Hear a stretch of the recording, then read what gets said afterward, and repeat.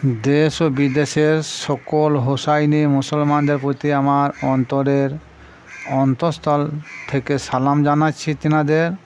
আসসালামু আলাইকুম ওয়া রাহমাতুল্লাহি ওয়া বারাকাতুহু। আজকে ভিডিওর বিষয়বস্তু হবে নামাজের মাধ্যমে কীভাবে আল্লাহর দিদার বা দর্শন হয়। মহান আল্লাহ পাক রব্বুল আলামিন তিনি জিবরিল আলামিন ফেরেশতার মাধ্যমে হযরত মুহাম্মদ মুস্তাফা সাল্লাল্লাহু তাআলা আলাইহি সাল্লামকে আরশে আনার জন্য আহ্বান করেছিলেন, কিন্তু সেই রাতটা ছিল 26শে রজব, দিবাগত 27শে রজব। কিন্তু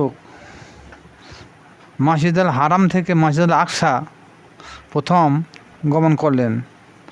সেখানে গিয়ে 2 রাকাত সালাত আদায় করেছিলেন জামাতের মাধ্যমে। সেই রাত্রিতে কে বা ইমামতি করেছেন এবং কারাই বা সেই মুসল্লি হয়েছিলেন, এই উত্তরটা হয়তো কারো জানা আছে আবার কারো নাই। সেই 27শে রজব রাত্রিতে মসজিদুল হারাম থেকে মসজিদুল আকসা গিয়ে যে 2 রাকাত নামাজ হুজুর পাক সাল্লাল্লাহু তাআলা আলাইহি সাল্লাম আদায় করেছিলেন, তিনার মুসল্লি ছিল 1,23,999 জন। তিনারা কে বা কারা জানেন? হযরত আদম আলাইহিস সালাম থেকে শুরু করে হযরত ঈসা আলাইহিস সালাম পর্যন্ত। আর তিনাদের মধ্যে ইমাম কে ছিলেন? ইমাম ছিলেন একজন, যার নাম হচ্ছে হযরত মুহাম্মদ মুস্তাফা সাল্লাল্লাহু তাআলা আলাইহি সাল্লাম। তিনি ইমামতি করেছিলেন। তাহলে হুজুর পাক সাল্লাল্লাহু তাআলা আলাইহি সাল্লাম, ওনার নাম হয়েছিল তখন ইমামুল মুরসালিন। কেন? ওই যে 1,23,999 জন নবী রসুল দুনিয়ায় একাধিক আল্লাহ পাক রব্বুল আলামিন যে প্রেরণ করেছিলেন, সেই সমস্ত নবী রসুলগুলা ওই মসজিদুল আকসাতে মুসল্লি স্বরূপ হুজুর পাক সাল্লাল্লাহু তাআলা আলাইহি সাল্লামের পেছনে নামাজ আদায় করেছিলেন। তিনি ইমাম হয়েছিলেন, ওই জন্যই তার নাম হলো যে ইমামুল মুরসালিন। ইমামুল মুরসালিন নামটা ওইখান থেকে হয়েছে, অর্থাৎ সমস্ত নবীদের যিনি ইমাম, তিনাকেই ইমামুল মুরসালিন বলা হয়। মসজিদুল আকসা 2 রাকাত সালাত শেষে পুনরায় বোরাকে চড়ে উর্দু আকাশে সিদরাতুল মুনতাহে প্রভুর উদ্দেশ্যে গমন করলেন। সেখানে অনেক কিছু নিদর্শন আল্লাহ পাক রব্বুল আলামিন তিনার পেয়ারা হাবিব নবী মুহাম্মদ মুস্তাফা সাল্লাল্লাহু তাআলা আলাইহি সাল্লামকে জিবরিল ফেরেশতা কর্তৃক দেখিয়েছেন। সময়কালটা ছিল, বাতেনি সময়কালটা ছিল 27 বছর। মেরাজে যাওয়ার সময় বয়স ছিল হুজুর পাক সাল্লাল্লাহু তাআলা আলাইহি সাল্লামের 52 থেকে মতান্তর 55 বছর বয়স। সেখান থেকে ফেরার পথে 50 ওয়াক্ত নামাজ নিয়ে এলেন। তারপরে কমিয়ে 9 গেলেন, 5 ওয়াক্ত করে কমিয়ে দিয়ে 5 নয় 45 বাদ দিয়ে 5 ওয়াক্ত নামাজকে স্থায়ী করলেন। যে কারণ উম্মতে মুহাম্মাদীদের সুবিধার স্বার্থের জন্যে। এখানে একটা কথা না বলে নয়, যখন হুজুর পাক সাল্লাল্লাহু তাআলা আলাইহি সাল্লাম হীরা গুহায় ছিলেন, তখন তেনার বয়স ছিল 40 বছর, মতান্তরে 41 বছর। তখন যে কুরআন নাযিল হলো, তাতে কুরআনের মাধ্যমে সালাতের কথা একাধিকবার এসেছে। হাদিস শরীফে নয়, কোরআন শরীফে কম বেশি 82 বার এসেছে আকিমুস সালাত অত জাকাত। অথচ এই সালাত পরেও মিরাজে আল্লাহ পাক রব্বুল আলামিনের সঙ্গে সাক্ষাৎ করার জন্য হুজুর পাক সাল্লাল্লাহু তাআলা আলাইহি সাল্লাম যে গিয়েছিলেন, উপহারস্বরূপ 50 থেকে কমিয়ে 5 ওয়াক্ত নামাজকে দাঁড় করাইলেন। তাহলে এইখানে একটা কথা না বলেও নয়, তাহলে মিরাজে যাবার আগে হুজুর পাক এবং তৎসংলগ্ন যেসব সাহাবিকের আমরা ছিলেন, তেনারা কি ওয়াক্তিয়া নামাজ পড়েন নাই? উত্তরটা যতটা সহজ ততটা সহজ নয়। প্রশ্নটা অনুযায়ী উত্তর পাওয়া মুশকিল আছে। প্রশ্ন হলো যে মিরাজে যাবার আগে হুজুর পাক যে 5 ওয়াক্ত নামাজ নিয়ে এলেন, তার আগে 40, 45, 50 বছর বয়স পর্যন্ত তিনি এবং তিনার সাহাবীরা কি নামাজ পড়েন নাই? সবাই বলে হ্যাঁ পড়েছে, নামাজ ছাড়া তো কোনো উপায় নাই। তাহলে আবার যে 5 ওয়াক্ত নামাজ কীভাবে তিনি নিয়ে এলেন? এই কথাটা বিশাল রহস্য আছে। যাই হোক, হাদিস শরীফে এসেছে যে মিরাজ থেকে হুজুর পাক সাল্লাল্লাহু তাআলা আলাইহি সাল্লাম 50 ওয়াক্ত থেকে কমিয়ে 45 বাদ দিয়ে 5 ওয়াক্ত নামাজকে ফরজে আইন করেছেন বা ফরজ করা হয়েছে। কিন্তু মিরাজে যাবার আগে যেসব সাহাবীরা মারা গিয়েছিল, তারা কি ওয়াক্তিয়া নামাজ পড়েন নাই? যদি বলে পড়েছিল, তাহলে এই নামাজটা কিসের প্রয়োজন হলো? কারণ আল্লাহ পাক রব্বুল আলামিন, কোরআনটা তো তেনারই মুখের বাণী। এই আকিমুস সালাত ওয়াতু যাকাত, এই যে কথাটা কম বেশি 80 থেকে 82 বার আল্লাহ পাক রব্বুল আলামিন তিনি নাজিল করেছেন। তাহলে আবার মিরাজ থেকে 5 ওয়াক্ত নামাজ কেন এলো? এই হাদিসটা সহি হাদিস প্রমাণ হয় না। আর যদি সহি প্রমাণ হয় তাহলে কোরআন মার খাচ্ছে।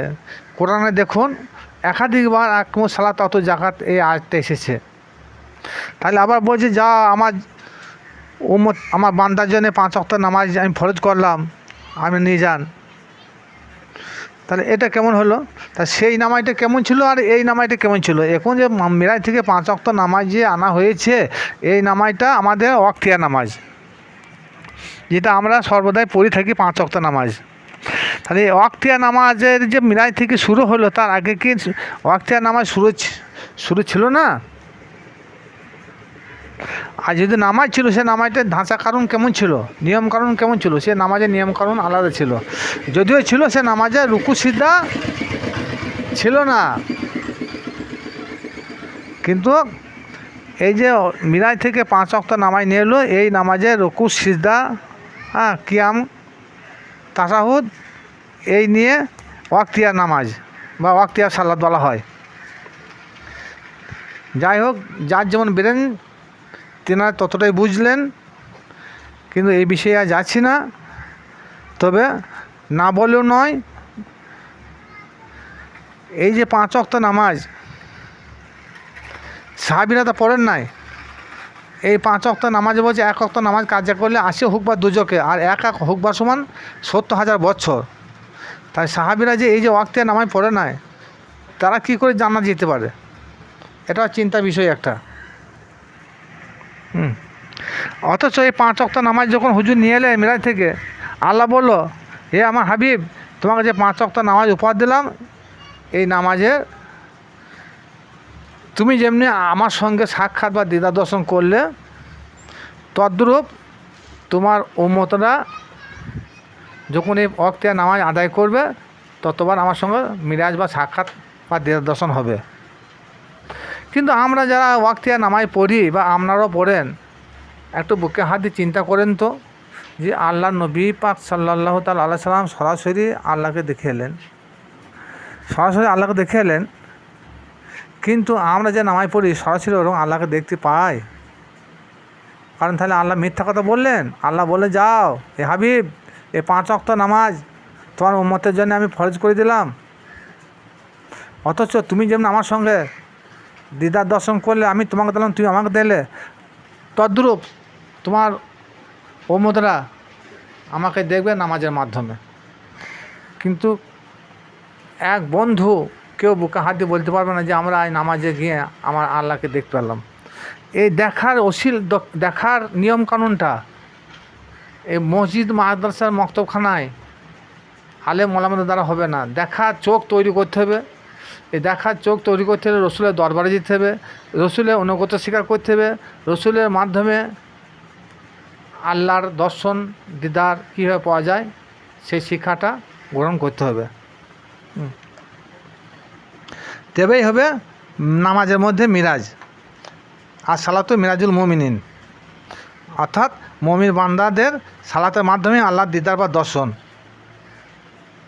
তাহলে আল্লাহ তার হাবিবকে দেখলেন আর হাবিব তিনার আল্লাহকে দেখলেন। তাহলে এখান থেকে বোঝা গেল যে মিরাজের মূল রহস্য হচ্ছে দেখা দেখি। নবী আল্লাহকে দেখলেন আর আল্লাহ নবীকে দেখলেন। তাই সালাতের মূল রহস্য হলো দেখা দেখি। বান্দা আল্লাহকে দেখবে আর আল্লাহ তার বান্দাকে দেখবে নামাজের মাধ্যমে। একেই বলা হয় আর সালাতু মিরাজুল মুমিনিন। মুমিন বান্দা সালাতের মধ্যে আল্লাহর মিরাজ বা দিদার দর্শন হবে। এবং সালাতের মাধ্যমে যদি মিরাজ না হয় তাহলে জানতে হবে আকিমু সালাত আতু জাকাত সহি শুদ্ধ হবে, আল্লাহ দরবারে গ্রহণযোগ্য হয় নাই। সুতরাং নামাজের মধ্যে মিরাজ দর্শন করতে হলে রসুলের অনুগত স্বীকার করে জানতে হবে। আর রসুলের অনুগত স্বীকার না করলে পরকাল বলে যে একটা দিন আছে, সেই দিনে আমাদের ঠাঁই হবে জাহান্নামে। কারণ সূরা জুমারে বলেছে, সূরা মুলুকে বলেছে যে রসুলের নৈকট্য লাভ যারা করে নাই, রসুলের সঙ্গে যারা ওঠা বসা করে নাই, রসুলের কথা মতো যারা ওঠা বসা করে নাই, রসুলের কথায় যারা কোনো কাজকর্ম করে নাই, ইবাদতবন্দি করে নাই, তাদের ঠাঁই হবে নরকানল বা জাহান্নাম। সুতরাং এখন তো আমাদের রসুল তো আর নাই, তিনি তো মক্কা মদিনার জমিনে ঘুমিয়ে আছেন। বর্তমান আমাদের রসুল কে হবে? বর্তমান আমাদের রসুল হবে আপন আপন মুর্শিদ, হচ্ছে আপন আপন রসুল। কারণ রসুল বলতে গেলে ওই নবী রসুলকে ভাববেন না। রসুলের বাংলা অর্থ হচ্ছে বার্তাবাহক বা সতর্ককারী। তিনি হবেন রসুল, আমাকে যিনি আল্লাহর